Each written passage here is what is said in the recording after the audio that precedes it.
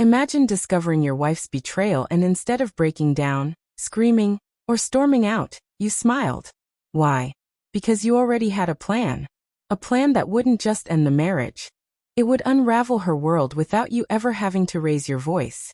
The beauty of it was, she would never see it coming until it was far too late. Before I explain how I turned heartbreak into the most satisfying revenge of my life, make sure you subscribe so you never miss stories like this one. My name is Daniel.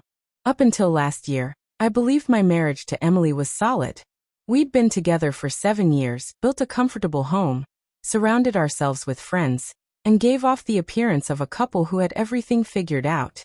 But sometimes, what looks perfect from the outside is nothing more than a polished illusion. One evening, I was in my office wrapping up work while Emily was supposedly out having dinner with colleagues. My focus was fading when a notification sound came from the kitchen. It wasn't my phone. It was hers. At first, I didn't think twice. But then I saw the name that lit up her screen, Mark. A coworker of hers. A married man. Someone I'd invited into my home, shared drinks and poker nights with. At first, I tried to believe it was work-related, but then I caught the preview of the message. Just 5 words. That was all it took for the ground beneath me to shift. I picked up her phone, hands trembling, and opened the conversation. What I found wasn't some harmless chat. It was months of texts, secret meetups, flirtatious photos, and hotel confirmations. This wasn't a one-time mistake. It was an entire relationship, carried out in plain sight, while I played the trusting husband. Standing there in the kitchen with the refrigerator humming behind me, I didn't scream. I didn't cry. A strange calm washed over me. I realized I didn't want to confront her in a heated argument. No pleading. No ugly fight.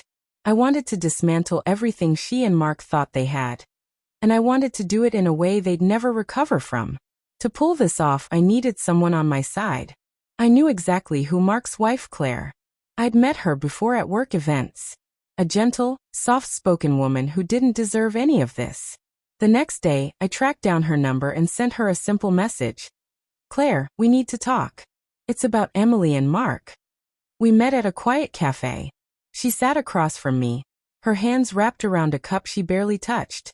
I slid my phone across the table. She scrolled through the evidence, her lips trembling, eyes filling with disbelief. After what felt like an eternity, she whispered, "What do we do now?" That was the moment the plan was born. Emily had been excited for weeks about an upcoming charity gala. It was the event of the year for her. Networking, colleagues, social climbing. Mark would be there too.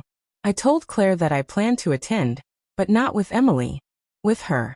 When the night arrived, I put on my sharpest suit.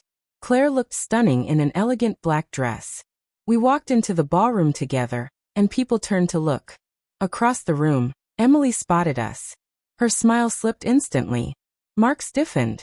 Neither of them knew how to react. We didn't rush to them.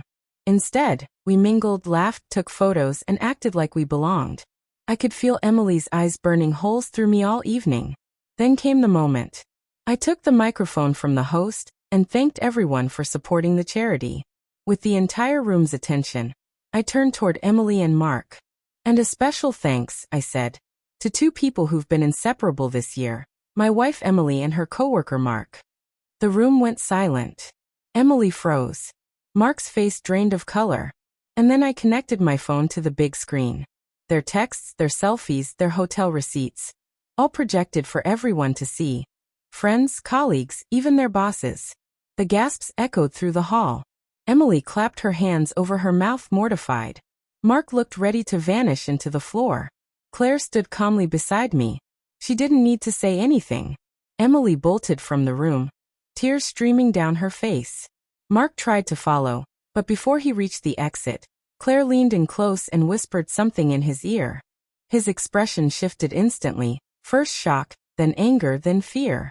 What he didn't know was that Claire had already been gathering her own evidence, financial records, emails, everything she needed for a devastating divorce. And to make matters worse for him, his company had a strict morality clause. Sleeping with a coworker wasn't just immoral, it was grounds for termination. Within a week he was jobless. Emily tried to call me, text me, beg for a chance to explain. I ignored it all. That same night while she stayed at her sister's, I packed up her things, moved them into storage, changed the locks, and blocked her number. The last memory I have of her is standing outside our house a few days later, knocking desperately on a door that would never open again. Claire and I never became romantically involved. That wasn't what either of us wanted. But we did become friends, allies. Every now and then, we'd meet for coffee and update each other on how much freer and happier life had become without them. Each time I saw her smile, I knew we had both won. Sometimes revenge isn't about shouting or fists. Sometimes the sharpest weapon is calm silence, a steady smile, and the patience to let someone's world collapse under the weight of their own choices. So if you've ever been betrayed, remember this. Your composure can destroy them far more than their chaos ever could. See you in the next story.